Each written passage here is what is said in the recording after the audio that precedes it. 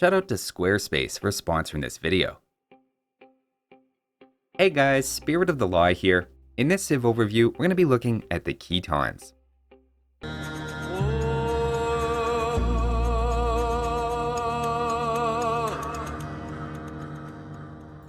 Khitans are an infantry and cavalry civilization, currently ranking number 5 on Arabia by win rate and number 8 when average across all maps and ELO ratings, so this is clearly a strong civilization.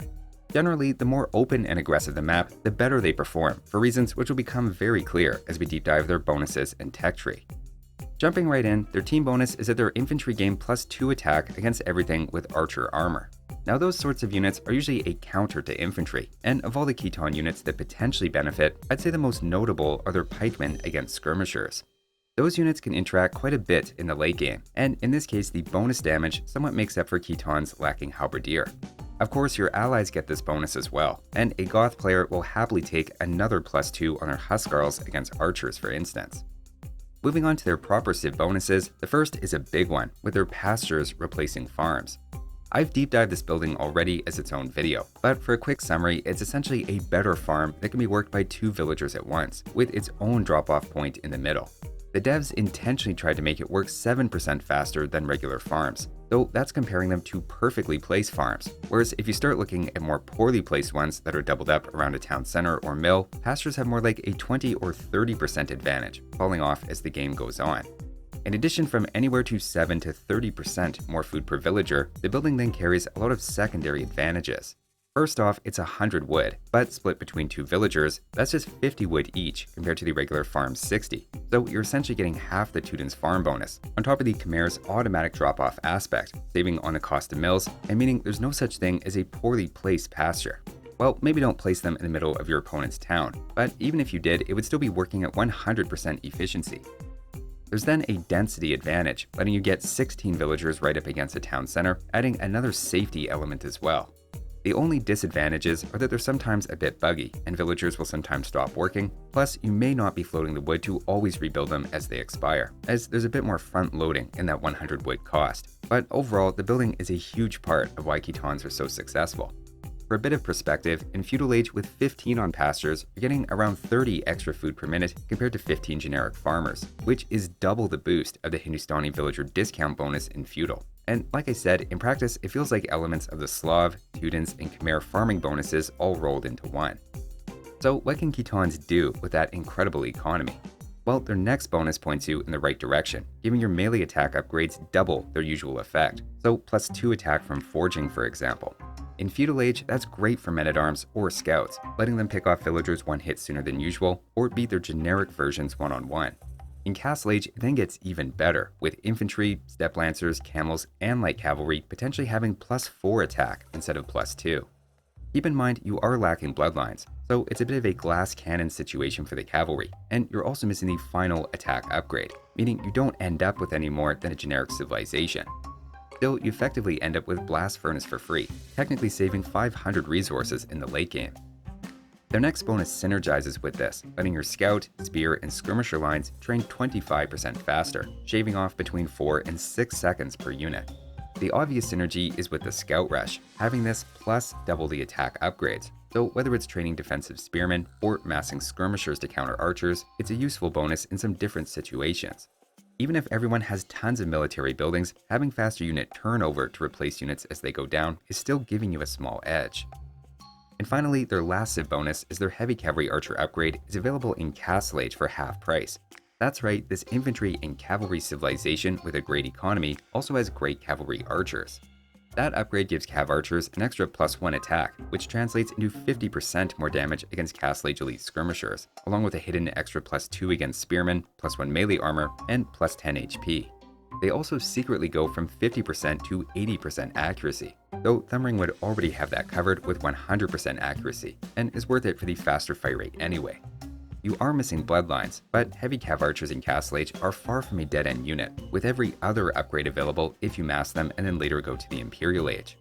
Taken as a whole, with Pastures at their strongest in Feudal Age, doubled attack upgrades that end up reaching the same +4 in Imperial, faster training of a few different units, and a Cavalry Archer power spike, it really shouldn't be a surprise that Khitan's win rate over various game lengths looks like this, with a solid early game leading to a lot of mid-game wins, but then only a slightly above average late game.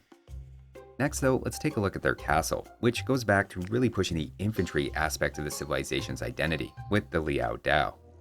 As always, I've done a deeper dive on this unit already, but for overview purposes, this is quite possibly the best infantry in melee, or at least in that discussion.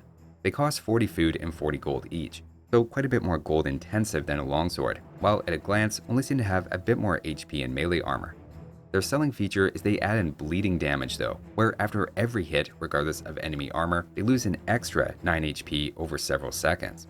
Combined with their already good stats, this makes them strong in almost any melee situation, whether that be against infantry like spear units, eagles, or the champion line. They beat fully upgraded knights with equal numbers in Castle Age, and cost-effectively beat fully upgraded paladins in post-imperial, even winning against things they probably shouldn't, like jaguar warriors. The trade-off is they're fairly weak against ranged units because of low pierce armor, one less than the champion line, made even worse by their higher gold cost, and the fact that castles make them a bit trickier to mass, despite a relatively quick 12-second training time. While they're maybe too one-dimensional to be your core unit every game, they're certainly a strong complement to your cavalry, which can otherwise struggle against halberdiers, camels, champions, or enemy heavy cavalry. It's probably not a shock that some of the Khitan's best matchups are against cavalry and even camel civilizations, whereas their biggest weaknesses feature quite a few archer civs. Khitan's lacking bloodlines is part of that challenge with archers, no question, but Liao Dao being so good in melee but weak to ranged units probably plays a bit of a role here too. Khitans then have another unique unit, this one at the Siege Workshop, called the Mounted Trebuchet. In some ways, it's similar to the Bombard Cannon, though the two aren't exactly the same, particularly in cost, where the Mounted Trebuchets have a food portion, and are also upgraded with cavalry armor and husbandry on top of the regular siege engineers for an important +1 range. Its bonuses clearly push it more toward being anti-siege, against which its 10 range, 100% accuracy, and mobility make it reasonably effective at sniping trebuchets or even onagers. Plus, unlike bombard cannons and trebuchets which need 3 shots, here you can see it take out a treb in just 2.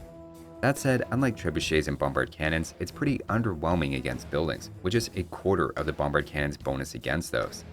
Instead, it doubles down on being anti-unit, with an extra fire mechanic, dealing some lingering damage. Against bunched up low HP units in particular, that can add up quickly, and while it's not an amazing unit overall by any means, it can fill a similar role as a bombard cannon against siege, and is surprisingly good against low HP units in some cases. Next though, let's jump back to the castle for the unique techs. The first is Lamellar Armor for 450 food and 300 gold, which lets infantry and skirmishers reflect 25% of incoming melee damage they take back at whatever is attacking them, ignoring armor. It's not super cheap, but is very nice for trash wars, or if you're looking for even better results in melee from Liao Dao. Obviously, use some judgment, and if you're making mostly step lancers and cavalry archers, then it's a pretty easy one to skip. Their other unique tech contrasts with this by targeting their stable, giving their cavalry units some HP regeneration, but only while in combat. This one's even more of an investment at 600 food and 300 gold, but heals roughly 5% of your cavalry's HP for every melee attack while they're engaging. For a bit of perspective, in the time to beat a single generic Hussar, our Khitan one healed up nearly 60%, so this isn't a trivial amount of healing. I've heard of walking off an injury, but fighting it off is something new. This unique tech in some cases more than offsets lacking bloodlines, and for Hussars head-to-head and heavy camels against paladins, Khitans with this healing outperform their fully upgraded counterparts, shown in dark blue. For that reason, I highly recommend getting this tech if you're making a lot of stable units, though just note as an aside, it doesn't affect cavalry archers. Not that I'm implying in any way that cavalry archers are unstable. So that's the unique unit in techs, which I'm sure you've noticed have a strong melee theme, between the Liao Dao's obvious strength in that department, the first unique tech reflecting melee damage back at your enemies, and the other that heals, but only when in melee combat. Next though, let's take a look at their tech tree, starting with the archers. This isn't really what Khitans are known for, as at least the archer line itself ends up missing Arbalester. Still, the elite skirmishers train faster, reflect melee damage with a tech, and the heavy cavalry archer is cheaper, plus 1 age earlier. Even the crossbow is fully upgraded in Castle Age, so overall I actually think it's a B+, borderline A-. Next up for infantry, the tech tree has two notable gaps, with Halberdier and the last attack upgrade, though these are made up for in other ways. Obviously, you have double the effect from the other attack upgrades. The Fire Lancer is an extra anti-cavalry option instead of the Halberdier. The Liao Dao is an incredible anti-melee infantry, faster training time on the spear line, infantry deflecting melee damage, plus an extra 2 attack for all of these against ranged units. Altogether, I think the infantry cobbles together an unorthodox A-, and you can absolutely play them as an infantry civ and be just fine. Of course, things get even better moving on to cavalry. The Scout Rush is top tier with faster training, +2 attack and feudal, and Pastures, always giving you a fast uptime to Castle Age. At that point, you have 3 dangerous options, with Step Lancers being the most infamous. And even without Bloodlines, I find the unique tech in Imperial Age can be just as good, or sometimes better. So for me, the Cavalry is an A, albeit with a bit of an unusually large weakness to archers you have to play around. Moving on to Siege, the Siege Ram is nice, the Rocket Cart has pros and cons compared to the Onager line, but tends to fill a similar role, and the Mounted Trebuchet also has pros and cons compared to the Bombard Cannon. There are some different units here to get familiar with, but again, it's a very solid B+, even without a Siege-specific bonus. Next up for the Navy, this is where Khitans tank. They have no early wood or gold bonus, and Pastures can be arguably a disadvantage here, as they're a bit more wood intensive to start up than usual. Early game is a bottom tier C- on water, and only gets worse from there. In Imperial Age, the one decent option is Fast Fireship, as you don't even have Galleon, so they're a pretty clear F in the late game. Taking a quick look at the monks, there's no gold bonus or anything extra for the monastery, while you're then missing redemption and block printing. Those are 2 of the techs I consider most important, so despite a nice new regional monk skin and a bit of utility converting knights or grabbing relics, I'd say it's just a C. Next up for defenses, I'd say Pastures add a bit of extra safety for villagers around your town center, and can also be placed haphazardly around castles for safety, as remember there's no such thing as a poorly placed pasture. On the other hand, the university is about as far as you can get from a tower civilization, missing almost everything relevant. I'll give some credit for masonry, fortified walls, and faster training for trash units, but I'd still say Khitans are just a C+ for defenses. As for their trash units, that is, units that don't cost gold, missing Halberdier, Blast Furnace, and Bloodlines sounds pretty bad. But of course these units all train faster, the Skirmisher and Pikemen reflect melee damage, the Pikes have +2 against ranged units, while the Hussars then self-heal in melee combat. Bonuses and unique techs make all of this a lot better than it looks, and while Khitans do drop off in the late game, they're still above average, and I think are a solid, but again unorthodox B+ for trash. Ultimately though, the goal really isn't to make it to that point at all. Khitans are all about using power spikes in Feudal and Castle Age to end the game early, where after a pretty standard Dark Age, you have an above average men-at-arms or especially Scout Rush, with a fallback of faster trained skirmishers against mass archers. Maybe the biggest edge they have in Feudal Age though is how Pastures let you be aggressive while also being reliably the first player to Castle Age, where you almost can't help but have the food go up a minute before your opponent.